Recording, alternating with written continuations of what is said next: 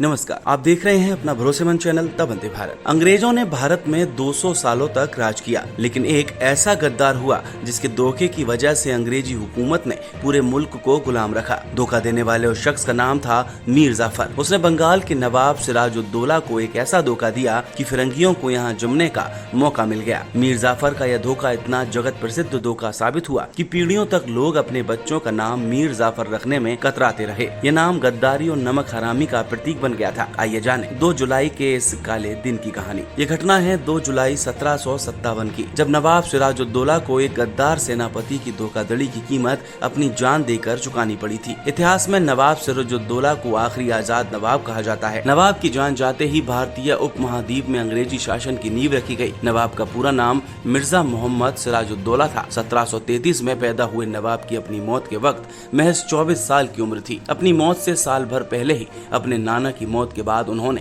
बंगाल की गद्दी संभाली थी। उसी वक्त अंग्रेजों ने उपमहाद्वीप में ईस्ट इंडिया कंपनी की स्थापना की थी। सिराजुद्दौला को काफी कम उम्र के नवाब बनाया गया था। इसकी वजह से उनके कई रिश्तेदार खफा थे। खास तौर पर उनकी खाला घसीटी बेगम काफी नाराज थी। उन्होंने सिराजुद्दौला के नवाब बनने के थोड़े ही समय बाद उन्हें कैद करवा दिया था। इसके बाद वो वर्षों से बंगाल के सेनापति रहे मीर जाफर की जगह मीर मदान को तरहीज दी। इससे मीर जाफर नवाब से पूरी तरह खफा हो गया। अंग्रेजों के सामने अपनी जगह बनाने के लिए मीर जाफर नवाब सिराजुद्दौला को बहुत बड़ा रोड़ा मान रहा था। उन्होंने इस बात की संभावना तलाशनी शुरू की कि क्या वाकई हमारे बीच गद्दार है। उस दौरान अंग्रेजी सेना के सेनापति रॉबर्ट क्लाइव थे।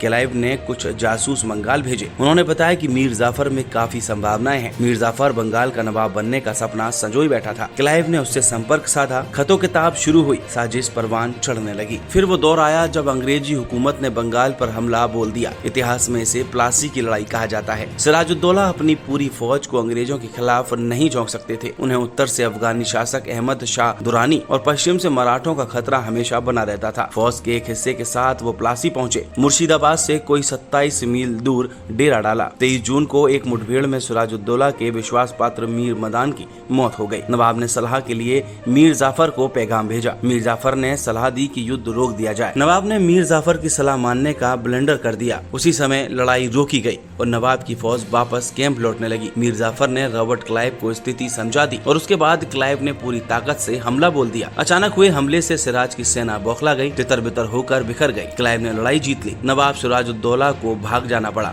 मीर जाफर उसी वक्त अंग्रेजी कमांडर से जाकर मिला। एग्रीमेंट के मुताबिक उसे बंगाल का नवाब बना दिया गया और फिर इसी तरह सत्ता अंग्रेजों के हाथ चली गई। अगर आपको भी ये वीडियो पसंद आई हो तो इस वीडियो को लाइक कीजिए, शेयर कीजिए और हमारे चैनल को सब्सक्राइब कीजिए। नमस्कार।